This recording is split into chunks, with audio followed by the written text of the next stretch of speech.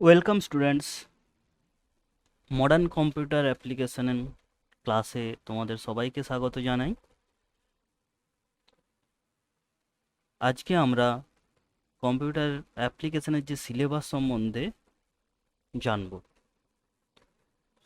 দেখো, তোমাদের total 7টে chapter আছে। তো প্রথম evolution of computer and computer organization, এখানে 10 মার্কস আছে।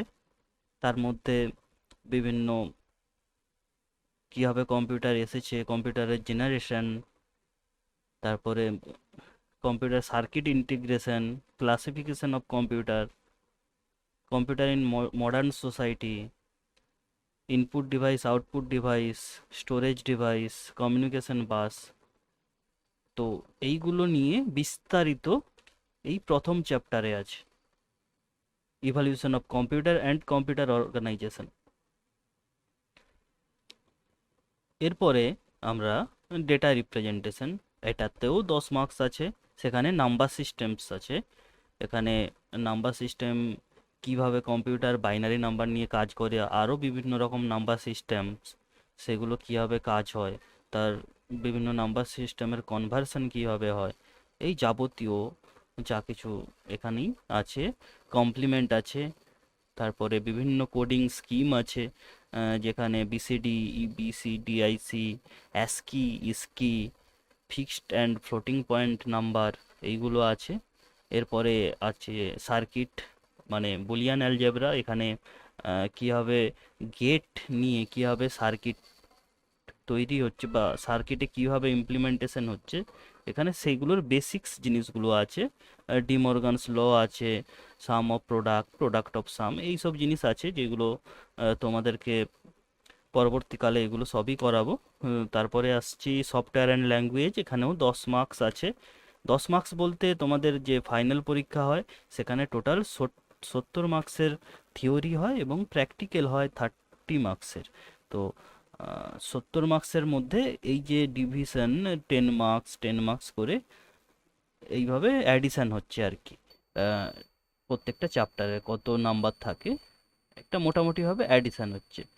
উম, তো সফটওয়্যার অ্যান্ড ল্যাঙ্গুয়েজ, এখানে হাই লেভেল ল্যাঙ্গুয়েজ কি, low level language and assembly language, কীভাবে কম্পিউটার বুটিং হচ্ছে, অপারেটিং সিস্টেম কি, কম্পিউটার সফটওয়্যার কি, সফটওয়্যারের কি কাজ, অ্যাপ্লিকেশন সফটওয়্যার, সিস্টেম সফটওয়্যার, এই যাবতীয় কিছু এখানে আছে। আর এমএস ডসের মানে অপারেটিং সিস্টেম, তারই একটা পার্ট এমএস ডস, যখন পড়বে সেটা আরও ভালো করে বিস্তারিতভাবে জানবে। সেখানে কীভাবে কমান্ড দিয়ে কীভাবে কাজ হয়, সেই সব জিনিসগুলো এই চ্যাপ্টারে আছে। উইন্ডোজ অপারেটিং সিস্টেম সম্বন্ধে বর্ণনা আছে, আর ইউটিলিটি সফটওয়্যার কি, সেই সব সম্বন্ধে যাবতীয় কিছু আছে। আহ, তারপরে আসছি প্রোগ্রামিং ইউজিং ভিজুয়াল বেসিক। এটা তোমাদের প্রোগ্রামিংয়ের হাতে খড়ি, মানে কম্পিউটার তো আহ, তার ভাষাতেই তাকে বোঝাতে হবে। তো আমরা কি করব, আমরা হচ্ছে অ্যাসেম্বলি ল্যাঙ্গুয়েজে প্রোগ্রাম লিখে সেখানে আমরা এক্সিকিউট করাবো। সেই যে প্রোগ্রামিংয়ের যে যাবতীয় ভাষা, সেখানে আমরা আহ, এই চ্যাপ্টারে আমরা শিখব প্রোগ্রামিং উইথ ভিজুয়াল বেসিক। এরপরে আমরা আসছি word processing with using MS word. MS word একটা অ্যাপ্লিকেশন সফটওয়্যার যেটা মাইক্রোসফটের সাথেই ইনকর্পোরেটেড। তো এমএস ওয়ার্ডের সাথে আমরা এমএস ওয়ার্ড সম্বন্ধে জানবো, সেখানে কীভাবে বিভিন্ন ওয়ার্ড প্রসেসিং হয়, সেই যাবতীয় তথ্য আমরা এখানে শিখতে পারবো। তারপরে এমএস পাওয়ার পয়েন্ট আছে, পাওয়ার পয়েন্ট সম্বন্ধেও আমরা যাবতীয় জানবো কিছু, কীভাবে অ্যানিমেশন করতে হয়, এইসব জিনিসে 10 মার্কস আছে। Word processing using MS Word and PowerPoint. প্র্যাকটিক্যালে 30 মার্কস আছে, সেখানে বিভিন্ন রকম ভিজুয়াল বেসিক প্রোগ্রাম করতে হবে। হুম, আর ভয়েস, ভাইভা ভয়েস আছে 5 মার্কস। পাওয়ার পয়েন্ট প্রেজেন্টেশনের ওখানে আছে 5 মার্কস, এবং এমএস ওয়ার্ডে ওখানেও 5 মার্কস, মানে 5 মার্কস, মানে বাংলা ইংরেজি মিক্সড হয়ে যাচ্ছে। ঠিক আছে, আপাতত আমরা 11-এর সিলেবাস নিয়ে পড়ব। তো ঠিক আছে, আজকে আমরা কম্পিউটার শুরু করব ডেটা রিপ্রেজেন্টেশন দিয়ে আমরা শুরু করি। ওকে, ঠিক আছে, তাহলে বোর্ডে চলে আসা যাক।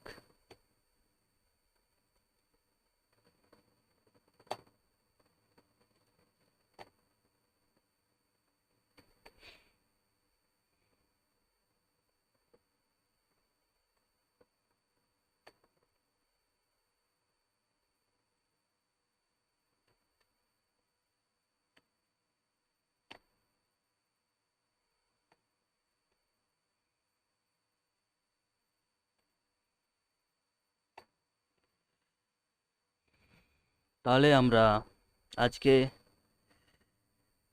নাম্বার সিস্টেম পড়ব।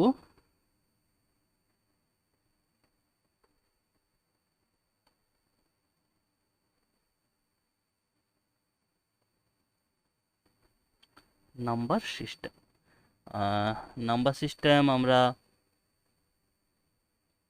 দুই ধরনের হয় জানি, একটা হচ্ছে পজিশনাল আর একটা নন পজিশনাল নাম্বার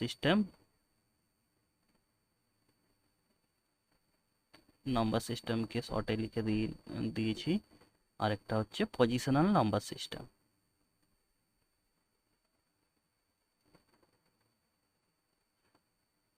আমরা নন পজিশনাল নাম্বার সিস্টেমে আমরা শিখেছি রোমান 1, রোমান 2, রোমান 3, এইগুলো আমরা পূর্বেই শিখেছি। সেখানে সেই আমরা রোমান হরফে যেটা লিখতাম ওটা নন পজিশনাল নাম্বার সিস্টেমের মধ্যে পড়ে। আমাদের সিলেবাসে যেটা আছে positional number system. Positional number system আমরা 4টে নাম্বার সিস্টেম সম্বন্ধে জানবো: বাইনারি, ডেসিমেল, অক্টাল এবং হেক্সাডেসিমেল।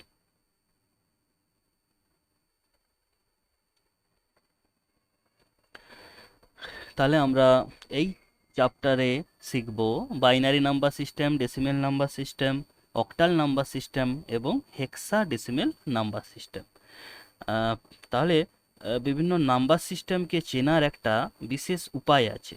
সেই উপায়, যেমন আমরা বিভিন্ন আইসি যখন চিনি, কি তার একটা নাম্বারিং থাকে, তাই তো? আইসি বলতে ইন্টিগ্রেটেড সার্কিট, সেরকম নাম্বারিং থাকে। বা যখন বাইক যাচ্ছে, বাইকের একটা নাম থাকে। এই যে ফ্যান চলছে, ফ্যানের একটা নাম থাকে। তো এইভাবেও, মানে জাস্ট বোঝানোর জন্য বললাম, এইভাবেও নাম্বার সিস্টেমেও নাম্বার চেনার জন্য তারও একটা উপায় আছে। এটা কোন পজিশনাল নাম্বার সিস্টেমে পড়েছে, সেটাকে আমরা বলছি বেস বা র্যাডিক্স, যার সাহায্যে এটা বাইনারি না ডেসিমেল না অক্টাল না হেক্সাডেসিমেল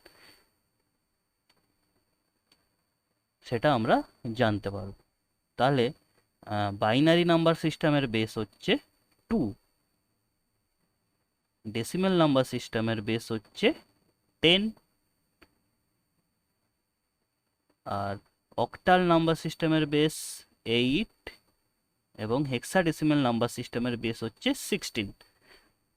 তাহলে আমরা বাইনারি নাম্বার সিস্টেম সম্বন্ধে একটু জানি।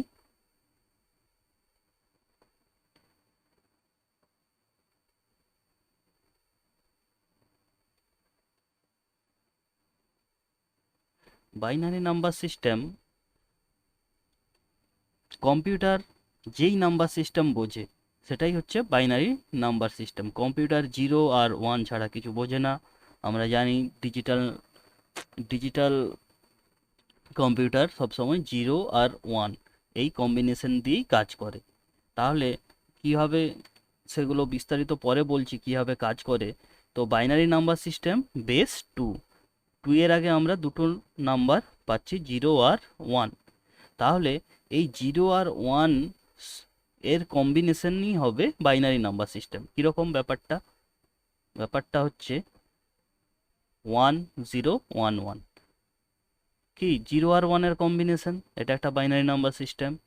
1 1 0 0, এটা একটা বাইনারি নাম্বার সিস্টেম।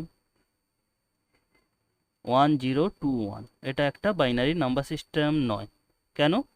কারণ এখানে 2 আছে। 2 কি 01-এর মধ্যে পড়ে না। তো এটা কখনোই বাইনারি নাম্বার সিস্টেম হবে না। বুঝতে পেরেছো আশা করি। এরপরে আমি ডেসিমেল নাম্বার সিস্টেম সম্বন্ধে বলি। ডেসিমেল নাম্বার সিস্টেম, আমরা যে নাম্বার নিয়ে কাজ করি, সেই এতদিন যেই নাম্বার সিস্টেমে আমরা যোগ গুণ বিয়োগ ভাগ করে এসেছি, ব্যাংক অ্যাকাউন্টে টাকা জমা করেছি তার অ্যামাউন্ট, সেগুলো সব ডেসিমেল নাম্বার সিস্টেম। যেমন এর বেস থেকে চেনা যায় বেস 10 দেখে।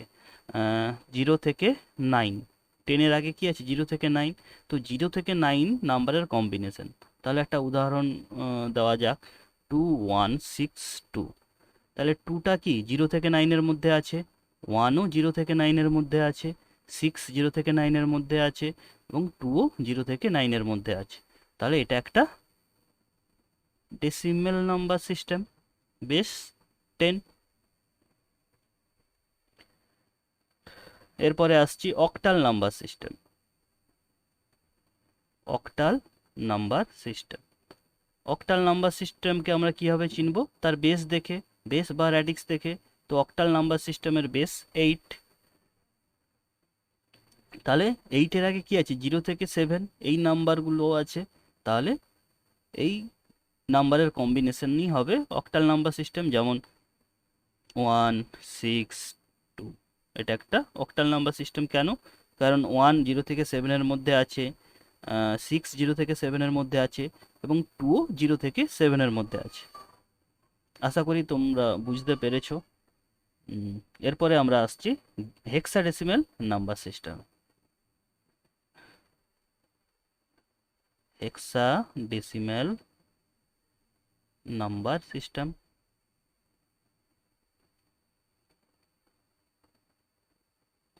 তো হেক্সাডেসিমেল নাম্বার সিস্টেম জানতে গেলে আগে জানতে হবে তার বেস কত।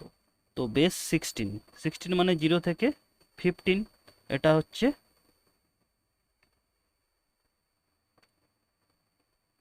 এই নাম্বারের মধ্যেই থাকবে। তাহলে 2169, এটা একটা হেক্সাডেসিমেল নাম্বার সিস্টেম। আচ্ছা, আরেকটা জিনিস বলে দিই, 0 থেকে 9 পর্যন্ত যেমন আছে বসবে, 10 যখনই হয়ে যাবে তোমাকে লিখতে হবে এ।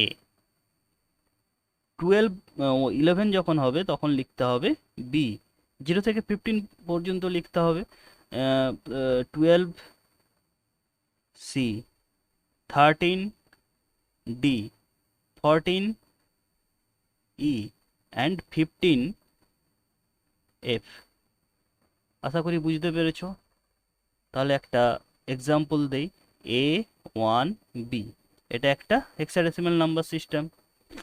তোমরা এটা ভুল করো না 1026, এখানে এই 10টা আছে, এর অর্থ এই নয় যে এটা 10। কারণ এটা একটা ডিজিট, 0 একটা আলাদা ডিজিট, 2 একটা আলাদা ডিজিট, এবং 6 একটা আলাদা ডিজিট। তো তাই সেই ইভালিউশনটা কখন হবে? যখন আমরা বিভিন্ন নাম্বার সিস্টেম থেকে বিভিন্ন নাম্বার সিস্টেমে আমরা কনভার্ট করব, তখন ব্যাপারটা আরও সহজে বুঝতে পারবে। ঠিক আছে? তো আজকের ক্লাস এতটাই থাক। তোমরা এটা দেখো, দেখে বোঝো। যদি কোনো প্রবলেম থাকে আমাকে গ্রুপে জানাও। আর আরেকটা জিনিস, তোমরা তোমাদের হোম টাস্ক রইলো যে বিভিন্ন প্রকার নাম্বার সিস্টেম 10টা 10টা করে লিখে আমাকে হোয়াটসঅ্যাপে পোস্ট করো। এটা হোম টাস্ক রইলো। মানে বাইনারি নাম্বার সিস্টেম 10টা, ডেসিমেল নাম্বার সিস্টেম তো জানো, ওটা 10টা লেখার দরকার নেই। অক্টাল নাম্বার সিস্টেম 10টা, এবং হেক্সাডেসিমেল নাম্বার সিস্টেম 10টা উদাহরণ তোমরা লিখে আমাকে জানাও। ঠিক আছে? ওকে।